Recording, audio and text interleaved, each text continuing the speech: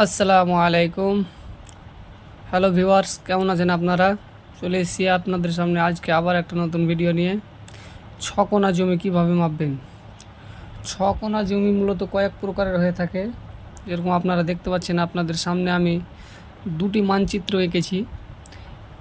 আরও এর থেকেও বেশিও ছকোনা জমি হতে পারে, তো আপনাদের বোঝার সুবিধার্থে আমি দুটি মানচিত্র এঁকেছি ছকোনা জমি।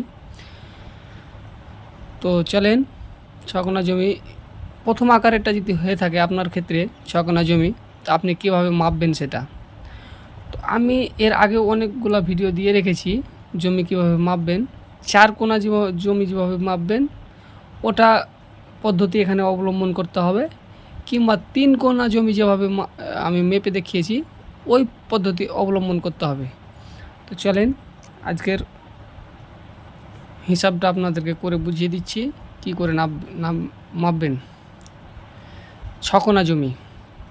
মূলত আজকের ভিডিওটা এটাই নিয়ে তুলে ধরছি আপনাদের সামনে, ছকোনা জমি কিভাবে মাপবেন। চলেন শুরু করা যাক। আপনারা যেহেতু সবাই জানেন 1 শতাংশ সমান 435.60 বর্গফুট, 1 কাঠা সমান 720 বর্গফুট। তো চলেন আগের হিসাবটা করা যাক। এখানে আছে যেহেতু আপনাকে এখানে গড় দৈর্ঘ্য করতে হবে। এক সাইড আছে এই চার কোনা জমিটার, আপনাকে এখানে একটা মিডিলে দাগ দিয়ে দিতে হবে দুই সাইডেই। ত্রিভুজ আকৃতি জমিটাকে আপনাকে এখানে বাদ দিয়ে আগে প্রথম মিডিলটাকে আপনাকে হিসাবটা করতে হবে, মিডিলটা কত হচ্ছে। তো মিডিলটা করার জন্য আপনাকে এখানে গড় দৈর্ঘ্য করতে হবে 40 + 50, আর এটা 90 + 70। চলেন আপনাদেরকে এনে বুঝিয়ে দিচ্ছি। চলেন এখানে গড় বর্গফুটের এখানে করে দিলাম 40 + 50, 90 ভাগ 2 45, একটা পেয়ে গেলাম গড় বর্গফুট। আর একটা দেখছি 90 + 70 160 প্লাস ভাগ 2, এখানে পেয়ে গেলাম 80। এই দুটাকে আমি গুণ করবেন, 80 + 45 গুণন 80 3600 বর্গফুট পাবেন। একটা হয়ে গেল আপনার এই মিডিলের জমিটার বর্গফুটটা আপনি পেয়ে গেলেন। এরপরে আপনাকে এই ত্রিভুজ আকৃতি জমিটার বর্গফুট বের করতে হবে। তো এটা বর্গফুট কীভাবে বের করবেন এর আগেও আমি শিখিয়েছি, আবার এখানে শিখিয়ে দিচ্ছি। এটা রুট ওভারের ফর্মুলা। এই তিন কোনা জমি যখন মাপবেন এটা একটা রুট ওভারের ফর্মুলা। তো রুট ওভারের ফর্মুলা দিয়ে আগে মাপবেন, এসের মানটা প্রথমে বের করবেন। এখানে আপনাকে একটা ধারণা আঁকতে হবে যে আপনাকে একটা দিক নির্ণয় করতে হবে যে কোনটা কী করবেন। এখানে আপনার ফর্মুলা হিসাবে একটাতে এ বি সি করতে হবে। ধরলেন এর মান, এটা ধরলেন এর মান, এটা আছে আপনার 50, বি হলো 40, আর সিটা ধরলেন 90, তো আছেই এটাই।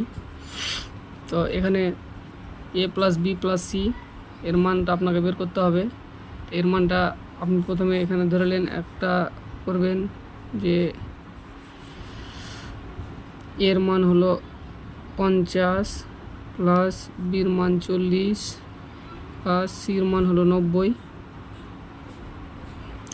তো এটাকে প্রথমে আপনি যোগ করবেন, যোগ করার পরে এটাকে আবার 2 দিয়ে ভাগ করবেন। এটাকে যোগ করার পরে 180 পেলাম, 180কে আবার 2 দিয়ে ভাগ করবেন। 2 দিয়ে ভাগ করে যে ফলাফলটা পাবেন সেটাই হবে এসের মান। এখানে ব্র্যাকেটের সাহায্যে আমি এটাকে একটু শর্ট করে দেখাচ্ছি। এখানে এটা পুরা রুট ওভারের ফর্মুলাতে একে আমি পেলাম, আপনারা এইভাবে করবেন। এখানে পেলাম আমি এই তিন কোনা জমিটা এখানে পেলাম 424 বর্গফুট। 424কে এখানে প্লাস করবেন, যোগ।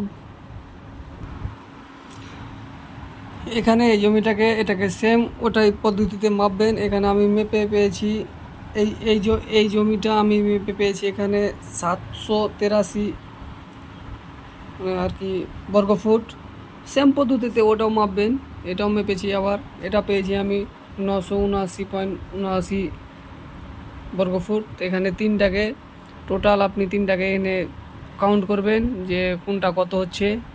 এটা কত পেলাম, এটা কত পেলাম, ওটা কত পেলাম। তিনটাকে প্রথমে কাউন্ট করবেন। কাউন্ট করার পরে টোটাল আমি 5363.13 63 বর্গ ফুট এখানে পেলাম। এখানে আমি এটাকে শতকে ভাগ করতে গিয়ে 435.6 দিয়ে ভাগ করতে গেলে এখানে 12.31 শতক আসছে।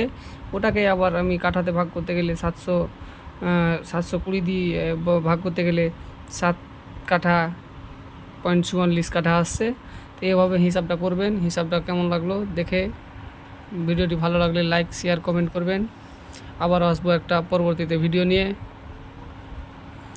আল্লাহ হাফেজ।